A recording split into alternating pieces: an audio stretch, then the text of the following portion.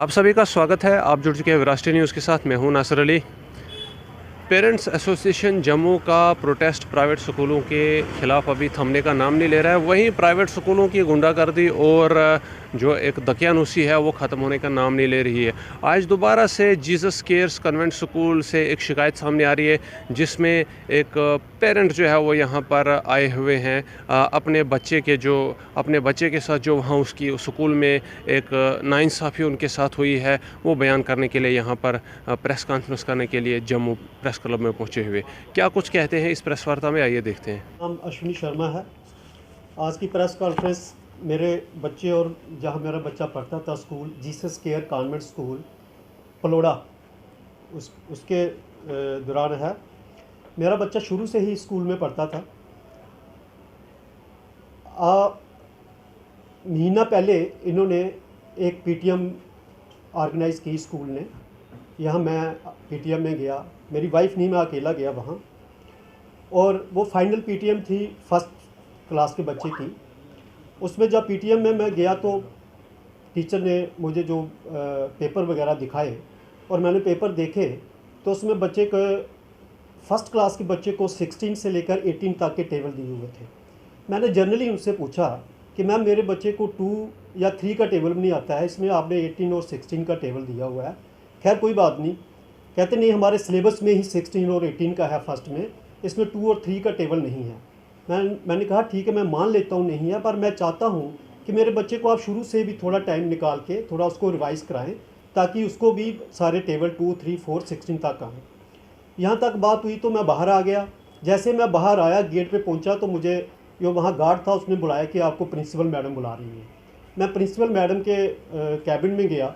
उन्होंने मुझे पहले बड़े प्यार से पूछा, आप बताइए क्या इशू है। मैं इशू कोई नहीं है, मैंने जनरली पूछा कि मेरे बच्चे को 2 और 3 का टेबल नहीं आता है और आपने 16 और 18 का डाला हुआ है, तो मैं चाहता हूँ कि उसको आप रिवाइज़ कराइए। और उनका ये कहना था आगे से कि हमारे ये सिलेबस में नहीं है। मैंने कहा मैम सिलेबस में नहीं है तो क्या हो गया, बच्चा यहीं पढ़ता है, उसको 2 का भी आना चाहिए, 3 का भी आना चाहिए। फिर लास्ट में वो बोलती है कि आप क्या करते हैं घर में। मैंने कहा जी हमने क्या करना है, हम वही करते हैं जो हर पेरेंट करता है। जितनी कोशिश बच्चे के लिए पेरेंट्स को करनी चाहिए हम वो करते हैं। फिर उसके दौरान मैंने उनको, वो वहाँ से चिढ़ गई। मैंने कहा एक तो दूसरा मैम आप जो फ़ी हैं वो सारी ऑफलाइन लेते हैं, हमें बार बार आना पड़ता है फ़ी देने, और आपकी टाइमिंग फ़ीस लेने की बड़ी ऑड सी है। हम प्राइवेट काम करते हैं, जब कोई सरकारी भी करता है छुट्टी नहीं मिलती है, तो आप इसको ना ऑनलाइन कीजिए। दूसरी बात, फिर वो मुझे कहने लगी आप ऐसा कीजिए, आप अपना बच्चा यहाँ से निकाल लीजिए। मैंने कहा बच्चा क्यों निकालना मैम, शुरू से जहाँ पढ़ रहा है, स्कूल अच्छा है, हमने पूरा देख के वहाँ बच्चा डाला हुआ है, निकालने की कोई बात नहीं है। अगर आपको कुछ इस तरह से लगता है तो आप हमें इशू बताइए। मैं आपको पीटीएम का मतलब ही यही है कि बच्चे की प्रॉब्लम्स बताना, बच्चा कहाँ वीक है, कहाँ बच्चा ठीक है। तो मैंने अपनी प्रॉब्लम बताई अपने बच्चे की, इसमें मैंने कुछ गलत किया नहीं है। उसने कहा ठीक है। उसके दौरान मैं चला आया और उसके थोड़े दिनों के बाद उसने मुझे फिर कॉल किया, कहते आप आ जाओ, दोनों आ जाओ, वाइफ भी आ जाए और पेरेंट दोनों आ जाए। हम दोनों चले गए। कहते कि आपका बच्चा जो है यूनिफॉर्म में नहीं आता है। मैं जी हमारा बच्चा प्रॉपर यूनिफॉर्म में आता है, आप हमारा बच्चा देख लीजिए। उस दिन बच्चा यूनिफॉर्म में ही था प्रॉपर। खैर बड़ी बहस हुई इसमें यूनिफॉर्म को लेके। मैंने कहा हम अपना बच्चा मैम यहाँ से निकाल लेंगे, अब 10-15 दिन के बाद एग्ज़ाम है, अगर वो उसको यूनिफॉर्म में नहीं भी है आपको लगता है तो हम बच्चे को हम टीसी आप हमें दे दीजिए, हम बच्चा निकाल लें। कहती टीसी तो एग्ज़ाम के बाद मिलेगा। मैं ठीक है एग्ज़ाम दे दें उनको, बच्चे को मिलेगा। फिर उसने क्या किया, पूरा साल कहीं नहीं लिखा है कि मेरा बच्चा यूनिफॉर्म में नहीं आता है। एग्ज़ाम के दौरान उसने ये लिखा कि since you have been found the violation of the school rules, since then इस term 2 is not sending your child in the proper school uniform, it is requested to your good self to kindly collect the TC of your child from the school in the last week। जिस दिन उन्होंने ये मुझे भेजा है उसी दिन की मैंने बच्चे की वीडियो बनाई थी, अपने बच्चे की भी और बाकी जो बच्चे स्कूल में आते हैं। मेरा बच्चा भी उसी यूनिफॉर्म में था, बाकी जो बच्चे जिस यूनिफॉर्म में बाकी बच्चे थे। यहाँ तक बात ख़त्म हो गई। मैंने कहा मैम आप हमें हरास कर रही हैं, बार बार आप हमें बुला लेती हैं, बच्चा हमारा हमेशा यूनिफॉर्म में आता है। कहते आप हमसे बहस मत कीजिए, आप हमसे पंगा मत लीजिए, आपको नहीं पता मैं कितनी ताकतवर हूँ। और मैं ज़्यादा बोल नहीं सकता पेरेंट, क्योंकि उसका वहाँ बच्चा होता है, लेकिन मैं उनको ये बताना चाहता हूँ आप जितनी भी ताकतवर हो जाएं, या कोई भी बंदा जितना भी ताकतवर हो जाए, हमारे देश के कानून और संविधान से ज़्यादा ताकतवर नहीं हो सकता। आप अपनी, अगर आप ज़्यादा ताकतवर हैं तो कुछ और कीजिए, देश के लिए कुछ मेडल लाइए। स्कूल चलाने के लिए ताकत की क्या ज़रूरत है? स्कूल चलाने के लिए आपकी सिंसियरिटी की ज़रूरत है, आपकी पढ़ाई लिखाई की ज़रूरत है, आपकी पेशेंस की ज़रूरत है। यहाँ तक बात हुई, वो ज़्यादा चिढ़ गई।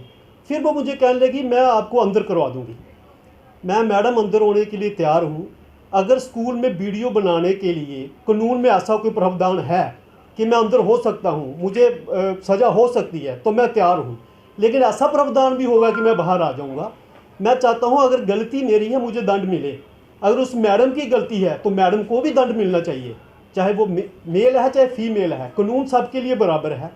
दूसरी बात, ये मैडम सिर्फ प्राइमरी स्कूल चलाती है एक छोटा सा, वो गली में, कोई कॉलेज या बीएड कॉलेज या कोई यूनिवर्सिटी नहीं चला रही है कि मैं इतनी ताकतवर हूँ। अब उसके बाद क्या हुआ, एज पर मैडम, कि मैं 500 पेरेंट्स से डील करती हूँ रोज़। 500 पेरेंट्स का मतलब है, मैंने उनको कहा कि आप कैश में फ़ीस लेती हैं, इस पर वो चिढ़ गई। 500 पेरेंट्स का मतलब है कि वो साल का 1 करोड़ रुपये फ़ीस लेती है। और ये मैं आपको ये रसीद बता दूँ, फर्स्ट का बच्चा प्रिंटिंग चार्जेस 9,000 रुपया, 9,000 प्रिंटिंग चार्जेस। ये कहाँ जस्टिफाई करता है? क्या सरकार ने इनको इतना अलो किया हुआ है कि आप जो चाहे, जो मन में आए प्रिंटिंग चार्ज लीजिए, जो मन में आए आप एनुअल फीस लीजिए, जो मन में आया आप मंथली फीस लीजिए? एक फर्स्ट के बच्चे की 9,000 रुपया प्रिंटिंग चार्जेस, ये कहीं भी किसी को भी बात पचती नहीं है। मैं कहना चाहता हूँ कि ऐसे स्कूलों को सरकार को ध्यान देना चाहिए जो अपनी मनमर्जी कर रहे हैं, जो अपनी मनमर्जी से फीस वसूल रहे हैं, जो मनमर्जी से प्रिंटिंग चार्ज वसूल रहे हैं। मेरा बच्चा कौन सा MA या MED कर रहा है कि उसके प्रिंटिंग चार्ज 9,000 हैं? सरकारी स्कूल में 3 रुपये प्रिंटिंग चार्जेस हैं, इनके 200 हो, 300 हो, 400 हो, जस्टिफाई हो सकता है। 9,000 प्रिंटिंग चार्जेस। अब जब यहाँ तक बात हुई, फिर मैंने इनको कहा, जिस दिन मैं लास्ट दिन रिजल्ट लेने गया, मैंने कहा आप मुझे TC दे दो, क्योंकि उनकी भी मर्जी थी कि मैं बाहर चला जाऊँ, जो हमारे काम में, हमारे बिजनेस में टांग अड़ा रहा है। दूसरी बात, मुझे ये कहती कि मेरा ये स्कूल चलाना मेरा प्रोफेशनल नहीं है, मेरा पैशन है। मैम, मैं मानता हूँ आपका पैशन है, आप सिर्फ स्कूल चलाती हैं, आपका और कोई दूसरा बिजनेस नहीं है। आपने करोड़ों रुपए की गाड़ियाँ रखी हुई हैं, ये पैशन है या प्रोफेशनल है? मुझे इसमें कोई दिक्कत नहीं है वो कितना कमा रहे हैं, बाकी स्कूल भी कमाते हैं, ये भी कमाएं, हमें कोई इसमें दिक्कत नहीं है। लेकिन आप एक पेरेंट से इतना वसूल रहे हैं और ऊपर से आप बदतमीजी से बात कर रहे हैं, इतना तो आपको ध्यान रखना चाहिए। जिस स्कूलों से आप इतना पेरेंट्स से इतना पैसा ले रहे हैं, अपनी एक लग्जरी लाइफ जी रहे हैं आप पेरेंट्स के कारण, बच्चों के कारण, और उनके साथ आप बदतमीजी भी करते हैं। आप कमाएं, आप लाखों कमाएं, करोड़ों कमाएं, लेकिन अब मैं ये कहना चाहता हूँ कि इस स्कूल का जितना भी फ़ी स्ट्रक्चर है वो सारा ऑनलाइन होना चाहिए। सरकार को इसको देखना चाहिए। और ये 9,000 जो उसने हमसे प्रिंटिंग चार्ज ली है, इस पर इंक्वायरी होनी चाहिए। हमने पहले भी चीफ एजुकेशन अफसर को 2 महीने 2.5 महीने पहले एक एप्लीकेशन दी थी, उनका जवाब मैडम ने भेजा है, लेकिन उसने जवाब जो हमने लिखा था उसके मद्देनज़र कोई जवाब नहीं है, जवाब कुछ हो रहा है और हमारा क्वेश्चन कुछ और थे। अब मैं ये कहना चाहूँगा, सीओ साहब ने कहा था कि हम एक कमेटी बनाएंगे, मैं भी बनाई भी हो, उन्होंने अच्छे से बात की हमसे, कमेटी बनाएंगे, लेकिन अभी 2-2.5 महीने से कमेटी का कोई फैसला नहीं आया है। क्यों उन्होंने 9,000 हमसे फ़ीस ली, क्यों बदतमीजी की, क्यों TC देने में। अच्छा, फिर मुझे कहते हैं कि TC आप 20 अप्रैल के बाद पता करना। 6 अप्रैल हमारे बच्चे की एडमिशन की लास्ट डेट थी। मैंने उनको बोला, जो मैडम वहाँ बाहर थी, मैंने, मैम हमारे बच्चे की एडमिशन है। कहती नहीं, TC जो आपको 20 अप्रैल बाद ही मिलेगा। मैं, हाँ, आप मुझे डेट बता दीजिए, नहीं आप पता करना 20 अप्रैल को। लेकिन फिर JD ऑफिस में गया, JD ऑफिस वालों ने उनको फ़ोन किया, फिर TC जो है वो 31 मार्च को ही आ गया। इसका क्या मतलब हुआ? हमें हरास करना चाहती थी, मेरे बच्चे का साल वेस्ट करना चाहती थी। अगर मैं JD ऑफिस या ऑफिशियल्स के पास नहीं जाता तो ये क्या पता 20 अप्रैल के बाद मुझे डेट बाई डेट देती रहती और मुझे TC नहीं देती। खैर, TC मिल गया, हमने अपने बच्चे को यहाँ से निकाल लिया। अब मेरा लास्ट में ये कहना है कि एक तो इस 9,000 का जो उन्होंने प्रिंटिंग चार्ज ली है, मुझे ये नहीं है कि मुझे 9,000 रुपया चाहिए। अगर अच्छे से चलता रहता, जैसे मैंने उसको PTM में बात की, अगर वो कहती सिंपली ठीक है हम बच्चे का आगे से ध्यान रखेंगे, इसको स्टार्ट से थोड़ा रिवाइज कराते हैं, बात ख़त्म थी, बच्चा भी उधर पढ़ते रहना था। एक तो आप इलीगल पैसा वसूल करो, ऊपर से आप बदतमीजियाँ करो, और ऊपर से आप हमें ब्लेम दो, और ऊपर से हमें कहो कि हम आपको अंदर करा देंगे। भाई, आप अंदर करवा दो, अंदर बाहर जाना वो कानून के हाथ में है, किसी बंदे के हाथ में नहीं है। अगर उसमें प्रावधान होगा मुझे अंदर जाना, मैं अंदर जाऊंगा। अगर प्रावधान होगा आपने अंदर जाना, तो आप भी अंदर जाओगे, आपको भी बख्शा नहीं जाएगा। कानून सबके लिए बराबर है। Thank you.